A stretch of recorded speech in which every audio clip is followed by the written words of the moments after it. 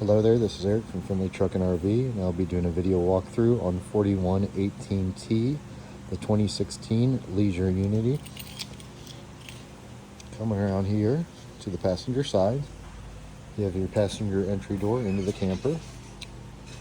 Just to the left of that, you have some mounts for the power awning arms. Once the power awning is out, you could extend the arms, attach those to the side of the camper for extra support. The arms will slide out of the side of the awning once it's out. You have your main entry door to the camper itself. It does have a keyless entry touchpad on it. You will type in a number, which I actually have on a post-it inside the door. Type in the number and then hit the bottom key to lock. Same operation for unlocking. Type in the number, hit the bottom key, and it will unlock. That locks just the deadbolt on the entry door itself. Just below the entry door, you have a power step. Every time the entry door is opened, that step will come out. If you're going in and out of the camper a whole lot and you want the step to stay in the outright position, there's a switch labeled step over here. If you push that button when the step is out, it will keep the step in the outright position. Also on your entry door here, you have a little screen door that will swing open, and there is a little slider here that you could close off to keep the bugs and stuff out once the screen door is closed. You have an entry handle just beside the entry door. And up at the very top up there, you have your patio light. The switch for that is actually, again, just inside the entry door here. Exterior patio light, the first switch there will light the handle here, it'll light the handle here, and it'll light the lights up here. Your power awning is across the top up there. The switches for the power awning are actually on the side of the passenger seat here. You have a switch down here that says awning in or out, and then the red switch here is for the LED lights that are directly below the awning itself. To the left of the entry door here, you have a storage compartment. These are locking storage compartments inside of here. Also, the previous owner added multiple solar panels. There's actually 6 solar panels on the roof of this camper, and they actually added new electrical components that go along with those solar panels. And here on the wall, the charge controller and other necessary parts for the solar are right there. Also on this side over here, this is going to be the inverter and charger. This was replaced or upgraded, I should say, from a previous unit.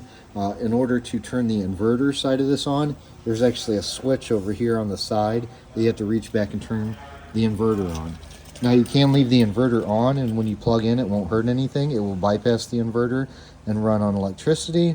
But if you leave the inverter in the invert position, you need to make sure to shut off your battery disconnects whenever you're in storage or not plugged in, because it will run off the batteries.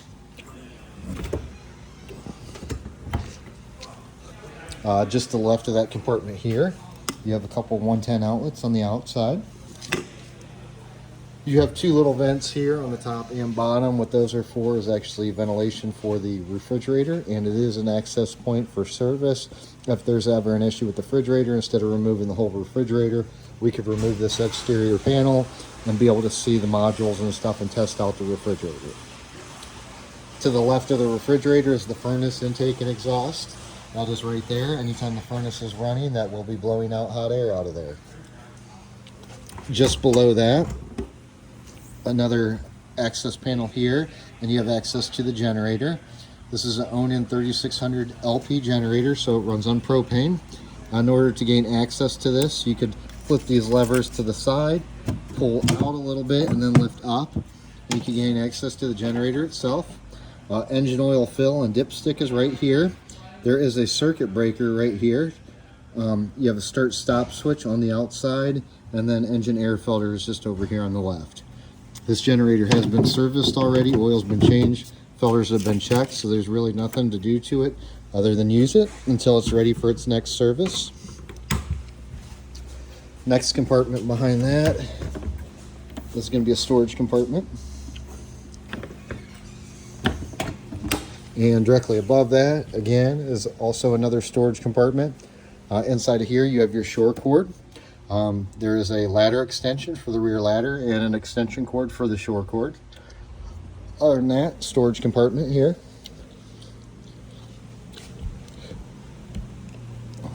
Moving around to the back side, you have the exhaust pipe down there for the generator. You have a hitch back here and a spare tire carrier directly above the hitch. In order to lower the spare tire, you actually remove this little wing nut here, pull up on this rod, and then the spare tire will swing to the side. There is 7-pin and 4-pin connectors down there for trailers if you do pull anything. Ladder access to the rooftop, although from the back here you really can't climb on the roof or anything because of all the solar panels on the rooftop. The previous owner said the little antenna sticking up there is actually a wireless booster, so he added a wireless booster to it for Wi-Fi. Coming around here to the driver's side, first compartment door here is going to be your water closet area. There is a valve when it's time to winterize. It does have a winterization hose built into the camper itself. You have cable and satellite hookups, hot and cold water on an outside shower on the outside. This is where your main garden hose will hook up, and then if you want to power fill your freshwater tank, you could turn this knob to the sideways position and it'll fill the water tank, which it says there. Whenever you're not filling the water tank, it will be in the up and down position for normal and city water. You have a propane shutoff switch because the propane tank is actually housed underneath of the vehicle, so there's no knob to turn on and off. Black tank flush system. If you ever use the black tank flush system, hook your garden hose up to that. Make sure you have your waste valves open and draining, and then you could induce water to the system to rinse the tank out. Over here is going to be your propane fill, and over just beside that is a switch for the macerator pump. The previous owner added a little macerator pump. If you don't want the macerator on, you could actually pop it off, and there's a little pipe that you'll add to the end of it for normal drainage. And then your tanks are labeled here with gray and black for your dumps. To the left of that compartment is going to be access to your water heater. This is a gas and electric water heater, all controlled from inside. There's a drain valve or a drain plug in the very bottom left corner over here. And if you ever remove this, make sure to relieve your pressure first and not have anything that's going to replenish pressure. But again, controls for that are inside, which I'll show you on the other part of my video. You have your main shore cord hookup for your 30 amp cord right there. Next compartment here is going to be a storage compartment. And then the one to the left of that also is going to be another storage compartment. There is sewer hose storage in there if you want to store your waste hose. In between the two cabinets there's a little door that opens up.